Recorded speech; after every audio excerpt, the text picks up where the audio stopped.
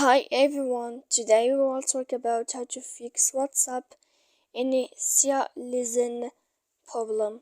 To know how to fix or how to solve WhatsApp initializing problem, you should just go to settings like this. You will click.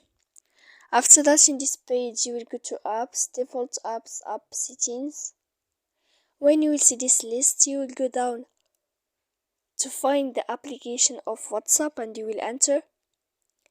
When you will see this page, you will go to click for stop.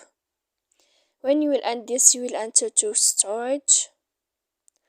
After that, in this page, you will click clear cache, and then you will go to click clear data. And after all that, you can turn off your Wi-Fi. So please don't forget to support us by like and subscribe. See you next time.